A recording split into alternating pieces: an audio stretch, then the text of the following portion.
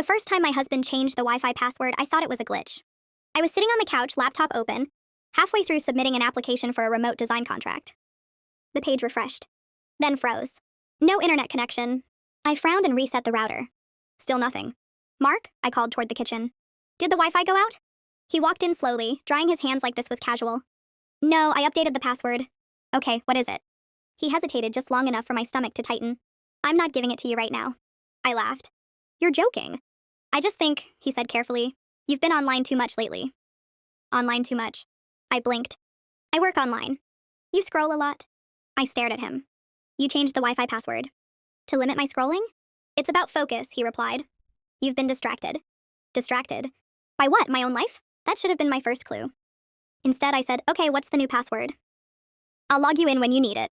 Log me in? Like I was a child asking for screen time. I'm Alina. I'm 29. I was married for 3 years. To a man who believed access was a privilege. When we met, Mark's protectiveness felt comforting.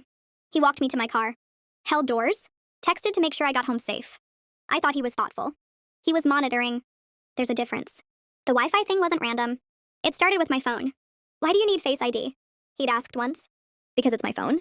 Couples shouldn't hide things. So I gave him my passcode, not because I had something to hide, but because I didn't want to fight. Then he started picking it up randomly. Who's Josh?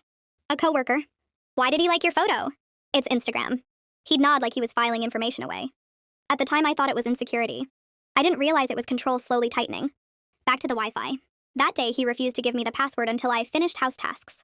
What tasks? I asked. The ones you said you'd do. I felt heat rise in my chest. You're holding the internet hostage over dishes? It's about priorities. No, it was about power. He enjoyed that I needed something, that he had it, and I didn't. The next week, he installed parental controls. I wish I were exaggerating. I tried to open YouTube. Access restricted. Mark, I called, trying to keep my voice steady. Why is YouTube blocked? You get sucked into rabbit holes. I'm an adult. Adults need discipline too. Discipline? That word again? Why do controlling men always think they're life coaches? It escalated quietly. He set screen time limits. He blocked certain apps after 9 p.m. He said blue light was affecting my sleep quality. He downloaded a monitoring app for cybersecurity. I started using my phone in the bathroom, not to cheat, to breathe. The real turning point came when I landed that design contract. It wasn't huge, but it was mine. Flexible hours, remote, creative. Mark didn't like it. It's unstable, he said. It's freelance. Exactly. He preferred I work at the dental office down the street. Fixed hours, predictable income, limited exposure. Exposure, as if the world was a threat and he was the shield. One afternoon, I was on a Zoom call with a potential client. Mid-sentence, my connection dropped. I stared at the screen. No internet connection. Again. I walked into the office. Did you reset the router? He didn't look up from his laptop. I paused it. You paused it? You've been on for 2 hours? I'm in a meeting. You didn't tell me. I couldn't breathe for a second. You need my permission to work? It's shared bandwidth. Shared bandwidth? I felt something crack. Not loud, but permanent. I started noticing more. How he'd check the router logs.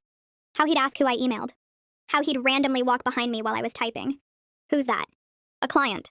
Male? Why does that matter? Silence. It mattered to him. Everything mattered if it involved me having independence. One night I stayed up late sketching ideas. At 11:07 p.m., my internet cut off automatically. I walked into the bedroom. Why is it off? It's after curfew. Curfew. For a grown woman paying half the bills. You're not my father. I'm your husband. Exactly. That was the problem. The scariest part? I started adjusting myself. I'd rush emails before 9. I'd avoid mentioning male clients. I'd second guess posting photos. I shrank my world to fit inside his comfort zone. And he called it safety. Then came the cameras. He installed one facing the front door. For security. Then one in the living room. For package theft? I stared at it. Isn't that excessive? You never know. I did know. It wasn't about packages. It was about visibility. He wanted to see. Always. The final straw wasn't dramatic. It was quiet. I was in the kitchen FaceTiming my sister. Laughing. Mark walked in and stood there. Watching. When I hung up, he said, "You complain about me a lot." I was laughing. You looked secretive. Secretive. I felt something shift inside me. A clarity I'd been avoiding. If I needed internet permission. If my conversations felt monitored. If my laughter felt suspicious. This wasn't protection. It was surveillance. The next morning, I drove to a cafe, used their Wi-Fi, and Googled something I'd been scared to type at home. Is controlling internet access abuse?